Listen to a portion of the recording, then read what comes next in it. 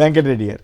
ఇక్కడ ఖచ్చితంగా ఏంటంటే మన కోవిడ్ టైంలో ఈ నగదు బదిలీ అనేది చేయాలి అని చెప్పి మొత్తం అంతకుముందు ఎవరిది కూడా లేదు. కానీ కోవిడ్ కంటే ముందే జగన్మోహన్ రెడ్డి గారు అధికారంలోకి వచ్చిన డే 1 నుంచే నగదు బదిలీ అంటే ప్రజల చేతుల్లో ముఖ్యంగా మహిళల చేతుల్లో డబ్బులు ఉంటే ఏంటంటే ఆ కొనుగోలు శక్తి వాళ్ళకి పెరిగిద్ది. ఆ డబ్బులు అనేది అక్కడే రొటేట్ అవ్వటం వల్ల ఆ రాష్ట్రానికే అక్కడ ఆదాయం వస్తుంది అనేది మనం 5 ఏళ్లలో చేసి చూపించాం. ఈవెన్ కోవిడ్లో అమెరికా కూడా అదే పాటించింది.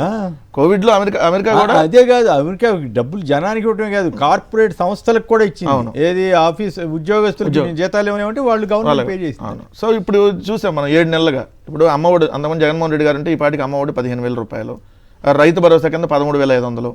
సో ఈ 2 పథకాలు మేజర్గా ఉండేటటువంటి 2 పథకాలు డబ్బులు రాలా. చేయూత్ అని కానీ ఆసరా కానీ అంతమంది ఈ పథకాలు ఉండేవి. ఈరోజు అలా పథకాలు లేవు. రెండోది వీళ్ళు ఇస్తానన్నటువంటిది నెల 1,500 ఇస్తా అన్నారు. నీకు 15 ఎంతమంది అంటే అంతమందికి ఇస్తా అన్నారు, అది లేదు. సో ఈరోజు సంక్రాంతి ఎక్కడ సార్ వెలవెలబోక ఏముంటుంది? ఇప్పుడు చేతుల్లో డబ్బులు ఉన్నాయనుకోండి, కనీసం బట్టలు కొనుక్కుంటారు, కనీసం పండుగ చేసుకుంటారు. కానీ వచ్చే డబ్బులు రాకపోగా అదనంగా భారాలు పడ్డాయి.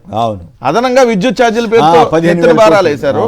ఈ రోజు ట్రాన్స్పోర్ట్ చూస్తే సార్ అంత 1,000 రూపాయలు విజయవాడకి టికెట్ ఉండే ప్రైవేట్ ట్రావెల్స్ ఈరోజు 4,000 రూపాయలు. ఒక ఇంట్లో హైదరాబాద్ నుంచి 4 వెళ్ళాలని అంటే ఈ 4 నాలుగు 16,000 వెళ్ళేటప్పుడు టికెట్ కొని వెళ్ళాలి పరిస్థితి. సో అంత దారుణమైన పరిస్థితులు ఉంది. ఇందాక చెప్పారు ఏదైతే వ్యాపారాలన్నీ దెబ్బతిన్నాయి అని చెప్పి, దానికి ఒక లెక్క సార్.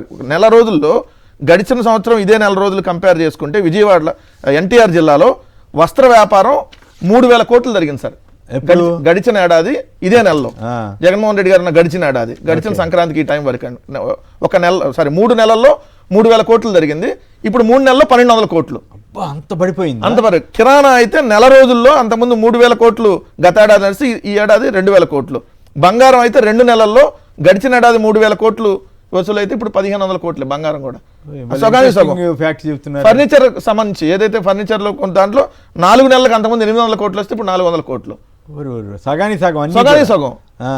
మీకు ఉమ్మడి గోపి గారు కూడా వ్యాపారాలు తగ్గిపోయినాయి. ఉమ్మడి తూర్పు గోదావరి జిల్లాలో ఇప్పుడు 3 జిల్లాల కింద అయింది, కోనసీమ అండ్ కాకినాడ, ఏదైతే తూర్పు గోదావరి. ఉమ్మడి తూర్పు గోదావరి చూసుకుంటే బంగారం వ్యాపారం అంతకుముందు ఏదైతే సంక్రాంతి టైంలో 105 కోట్లు బంగారం ధరిస్తారు, ఈసారి 60 కోట్లు అంట సగం కేవలం సంక్రాంతి టైంకి. అప్పుడు కిరాణా వస్త్ర వ్యాపారం 105 కోట్లు జరిగితే 60 కోట్లు సగానికి సగం. కిరాణా అయితే 100 కోట్లకి 63 కోట్లు.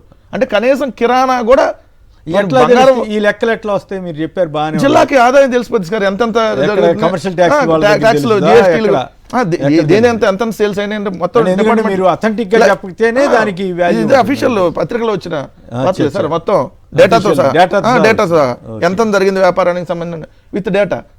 సో కొనుగోలు శక్తి అనేది పూర్తిగా పడిపోయింది అనేది దానికి తోడు సార్. ఒక్కటి ఇప్పుడు సంక్రాంతి జరుగుతుంది కాబట్టి దయచేసి ఎవరో కూడా ఈ జోదాలు ఈ డబ్బులు బెట్టింగ్లు వాటి దయచేసి ఎవరు వెళ్ళొద్దని మళ్ళీ కోరతా. కానీ ఈ ప్రభుత్వంలో క్యాసినో తరహాలో జోద క్రీడలు అంట సార్. అది పెనుగంచి ప్రోలు తిరుపతమ్మ అమ్మవారి సాక్షిగా.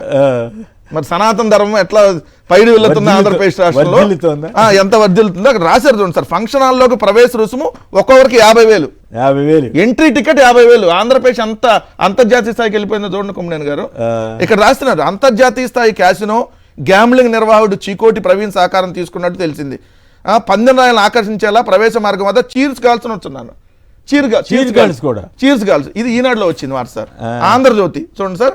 నైట్ క్లబ్ డ్యాన్సులకు ఏర్పాట్లు. ఎనికేపాడు రామవరపాడులో క్యాసినో నైట్ క్లబ్ డ్యాన్సులకు ఏర్పాట్లు.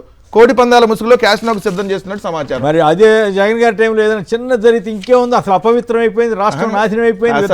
మరి ఇప్పుడు ఇవన్నీ విధ్వంసం కింద క్యాసినో నడవలేదు సార్. సెట్టింగ్ పోయినా కూడా కాదు, సెట్టింగ్ ఎట్లా వేసారంటే ఓ పెద్ద ఫంక్షన్ హాల్ నడిపిస్తే ఓ సెట్టింగ్ వేసి ఏదైతే మీరు అన్నట్టుగా కింద మ్యాట్లు గీట్లు అన్నీ వేసేసి ఆ తరహాగా పెడితేనే మొత్తం ఇక్కడ క్యాసినో నడిచిపోయింది.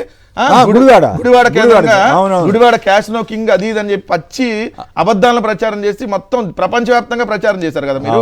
ఇప్పుడు ఇది అభివృద్ధికి తీసుకెళ్తున్నారు. ఇటువంటి జిల్లా పేపర్ లో జనం తెలియకుంటే వీళ్ళు కూడా నిర్ణయిస్తారు సార్. మళ్ళీ వాళ్ళ పేపర్ లో లేదు, ఇవాళ లేదు.